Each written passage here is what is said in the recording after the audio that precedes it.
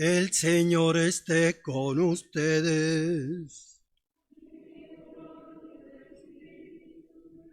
Lectura del Santo Evangelio según San Juan.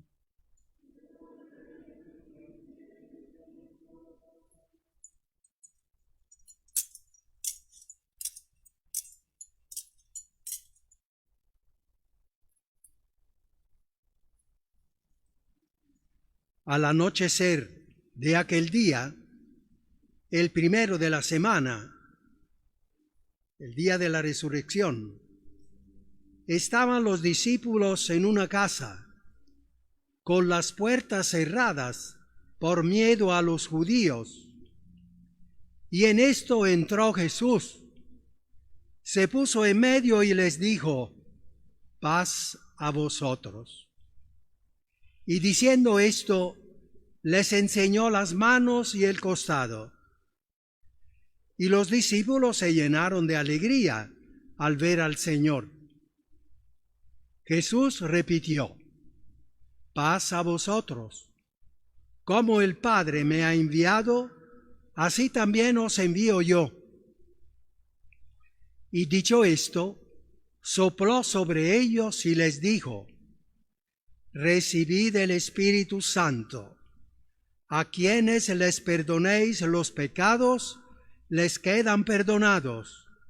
A quienes se los retengáis, les quedan retenidos. Tomás, uno de los 12, llamado el mellizo, no estaba con ellos cuando vino Jesús. Y los otros discípulos le decían: hemos visto al Señor.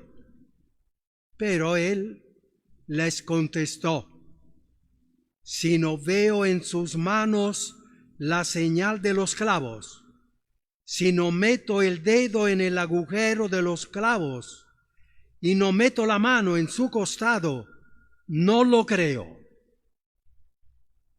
A los 8 días estaban otra vez dentro los discípulos y Tomás con ellos. Llegó Jesús, estando cerradas las puertas. Se puso en medio y dijo: paz a vosotros. Luego dijo a Tomás: Tomás, trae tu dedo. Aquí tienes mis manos. Trae tu mano y métela en mi costado. Y no seas incrédulo, sino creyente. Contestó Tomás: Señor mío y Dios mío. Jesús le dijo: Tomás, porque me has visto, has creído. Bienaventurados los que crean sin haber visto. Muchos otros signos que no están escritos en este libro hizo Jesús a la vista de los discípulos. Estos han sido escritos para que creáis que Jesús es el Mesías, el Hijo de Dios, y para que creyendo tengáis vida en su nombre. Palabra del Señor.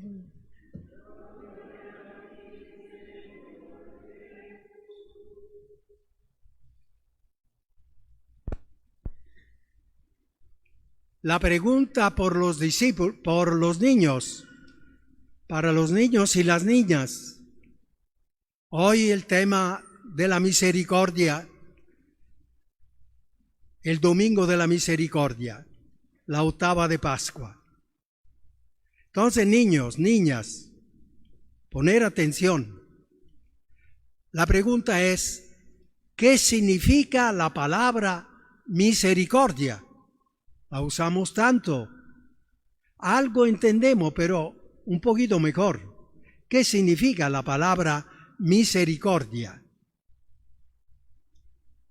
Bueno, a todos, para todos es esta pregunta también. Y yo recomiendo siempre que cuando se hace esta reflexión sobre el Evangelio, como que estar muy atento y si cierra los ojos uno mejor está en la reflexión. ¿Qué significa la palabra misericordia? Yo ya se lo voy a decir, niños y niñas. Ustedes solo tienen que recordar lo que les voy diciendo y luego recordárselo a los adultos que tienen menos memoria. Ustedes tienen la memoria más fresca. Entonces, la palabra misericordia es una palabra de la lengua latina. Es una palabra que pero encierra 3 palabras de la lengua latina. Misericordia. Misericordare. Míseros. Corazón. Dare, dar. Dar el corazón a los miserables. A los miserables por ser los más en dificultad en la vida, sea por enfermedades, sea por desgracias de algún tipo, los más miserables. Y también los más miserables en la conciencia moral, los más pecadores, los más miserables, míseros, corazón, dar el corazón a los miserables, con la compasión. Pobre gente, pobrecito, pobre mi niño, pobre mi papá, pobre mi abuelo, pobre enfermo, pobre desgraciado ese que cometió ese delito y ahora tendrá que afrontar la justicia humana y tendrá que estar en la cárcel todo el tiempo. Pobre desgraciado, pobre miserable. Dar el corazón a los miserables. Esto significa la palabra misericordia. Misericordare. Dar el corazón a los miserables. Para eso se necesita tanta compasión, tanta capacidad de compasión, de sufrir junto al que sufre. Y luego también tanta capacidad de perdón. Miren, a mí me ayuda mucho a perdonar. Aún las personas que más me golpean, me han golpeado a mí, o a las personas a las cuales yo más aprecio, más amo. Es el perdón, la capacidad de perdón.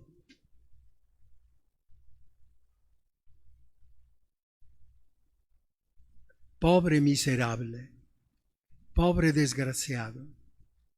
Todos somos pobres miserables, todos somos pobres desgraciados, todos necesitamos el perdón del Señor. Esta persona que ha hecho aún el más grave delito tendrá que afrontar tanto sufrimiento. Pobre gente, pobre desgraciado. Esa compasión que da tanta capacidad de perdón, se instala en nosotros la virtud de la misericordia. ¿Y la misericordia en Dios qué es? ¿Qué es? San Juan Pablo II, que ha establecido esta fiesta, el segundo domingo de Pascua, el octavo de Pascua, domingo de la misericordia. ¿Qué es? Precisamente esta capacidad de tener compasión por nosotros y de tener la capacidad de perdón. Perdona siempre, todo y a todos. Perdonó al ladrón y asesino allá en el Gólgota. Perdonó a aquellos que lo estaban matando, riéndose, los fariseos. Padre, ten misericordia de esa gente. La compasión, la capacidad de perdón. Eso es cuando en nosotros está actuando la misericordia. Fíjense, en el Antiguo Testamento hay dos palabras que hacen referencia a la misericordia. Rahamim, en hebreo, Rahamim, significa amor de entrañas. El amor de la madre, el amor de la madre. La madre no puede no amar a su hijo. Sí, pero ha hecho eso, fíjate qué bandido, fíjate qué desgraciado. Sí, es cierto, ha hecho eso, pero no me lo maten. El amor de entrañas. En Dios hay amor de entrañas. Nos ha creado a cada uno de nosotros con esa ternura y sigue teniendo siempre esa ternura de la madre, el amor de entrañas. ¿Puede acaso una madre olvidarse de su niño, de su niña? Claro que no. Y sin embargo, aunque pueda haber alguna madre que se olvida del fruto de sus entrañas, yo nunca me olvidaré. Yo nunca me olvidaré. Dios siempre tiene este amor de entrañas. La otra palabra es esed, que significa fidelidad. A veces esta palabra misericordia se refería a la madre y entonces Rahamim, amor de entrañas. A veces esta palabra misericordia se refería al padre, esed, la perseverancia, la fidelidad del padre. Misericordia, Rahamim y esed, la fidelidad de Dios en su amor de entrañas, la fidelidad de Dios en su ternura por cada uno de nosotros. Esta podría ser otra definición de la misericordia. La capacidad de Dios de tenernos ternura, fidelidad en la ternura por cada uno de nosotros. Y San Juan Pablo II, que hizo un documento que se llama encíclica como Papa sobre este tema, rico en misericordia, así se titula este documento, da la definición, otra definición de misericordia. Es una potencia especial del amor de Dios. Yo diría una potencia máxima, al máximo nivel de amar. Una potencia especial del amor de Dios. Este amor que no solo nunca se olvida, sino que se aumenta siempre más para nosotros. Pero yo soy pecador, yo he hecho tantas cosas malas. Entre más miserable, más me abraza el Señor. Una mamá, si hay de 3 niños, 3 niñas, hay uno de ellos que es el más enfermito, incluso a veces el más bandidito. La mamá le tiene más ternura. Pobre criatura, regresa del trabajo, los otros niños están jugando en el jardín, el niñito enfermo está en la cama, la mamá primero va al niño enfermo. Es esa exigencia del amor de entrañas que primero ama más al que más lo necesita. Así es Dios, y Dios nos conoce bien. nos ama y nos abraza. Y recordemos a la parábola del Hijo Pródigo, que la narró Jesús para hacernos saber cómo es Dios. Qué linda esa parábola. La parábola del Hijo Pródigo debería de llamarse la parábola del Padre amoroso, porque el protagonista de esa parábola es precisamente el Padre, no es el Hijo. Había un padre que tenía 2 hijos, dice Jesús. El más joven, ya en su 21 año, tenía el derecho de reclamar la herencia del padre. Y la reclamó. Dame la herencia que me corresponde. Y para los hebreos, para la cultura hebrea, que un niño le reclamara, que un hijo le reclamara la herencia al padre de esta manera, era como decirle, ¿cuándo te vas a morir, viejo? O sea, una forma ofensiva. Este hijo se había perdido. Dame la herencia y me voy. Pero ¿para dónde va, hijo? Me voy. Esta casa no sirve de nada. Voy a probar placeres y experiencia de la vida. Pero hijo, las cosas terminan. Y luego, cállate, viejo. Se fue. El padre quedó triste, no bravo, triste. Pobre hijo, irá al encuentro quién sabe de cuánto sufrimiento. Y estaba todos los días mirando si regresara este hijo. Un día lo ve venir de lejos. Empieza a correr. Corre al encuentro de este hijo. Lo abraza, lo besa. Dice el Evangelio, Jesús lo besa al cuello. El hijo trata de excusarse un poco. El padre no le importa, no quiere ninguna excusa, no me importa eso. A mí me importa que has regresado y ya no sufre. Y la fiesta se pone loco de alegría, de fiesta. La fiesta por este hijo, el ternero más gordo, la fiesta más grande. Mire cómo está reducido, pobre hijo. Así nos ve Dios. Esta es la misericordia de Dios. ¿Y nosotros qué?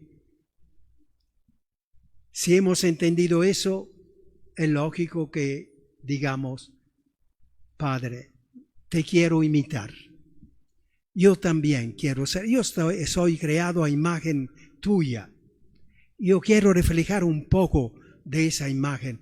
Quiero pasar en este mundo siendo misericordioso, misericordiosa como tú, Señor.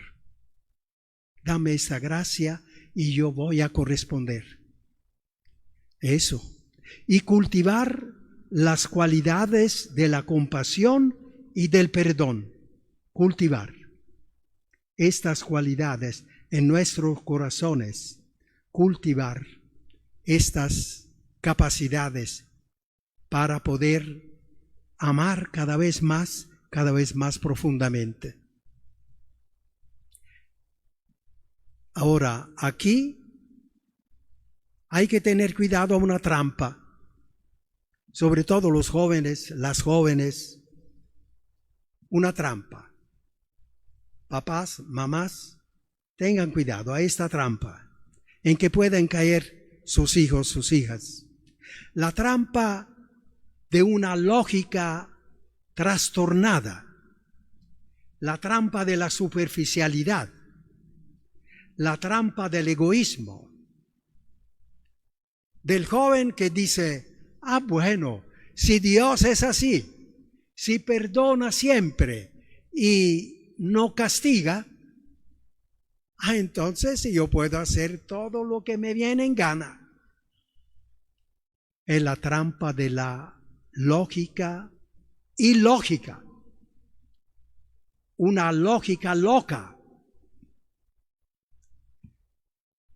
El papá y la mamá tendrán que decirle por qué está loca esta lógica. Es hijo. Es que el castigo no viene de Dios. El castigo no viene de Dios. El castigo viene de la realidad. Ese hijo de la parábola del hijo pródigo no fue el padre que lo castigó. Todo lo contrario. Lo que castigó a ese hijo fue el encontrarse ya sin dinero porque lo había derrochado en vicios y que ahora no podía encontrar ningún trabajo y que se estaba muriendo de hambre. No fue el padre que lo castigó así, fue la realidad de haberse ido de la casa, de haberse alejado de su padre. Eso fue lo que lo puso en esa realidad terrible. Entonces, hijo, haga un razonamiento lógico, no loco. No es cuestión de si Dios castiga. Dios no castiga.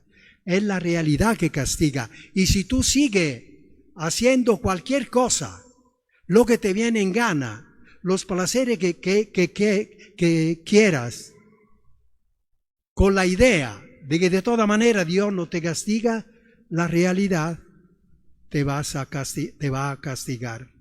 Y un día te encontrará o al hospital porque te has emborrachado y te ha puesto a manejar y has ido contra un muro, o en la cárcel porque has atropellado a alguna persona, borracho, o en el cementerio, donde te gustaría ir. Seas lógico, hijo. Seas lógica, hija. Seamos lógicos todos. El camino es querer ser en este mundo seres humanos llenos de misericordia con todo el mundo. Padre Santo, te pedimos esta gracia de ser misericordioso, de imitar un poco tu capacidad de ser misericordioso, como tu Hijo Jesús nos ha enseñado con su vida y con su ejemplo. Y te damos gracia también porque has hecho triunfar a Jesús sobre todo mal, dándole la resurrección para nunca más morir, para Él mismo y para cada uno de nosotros, y para cada uno de nuestros familiares difuntos, para todas las personas que amamos. Gracias.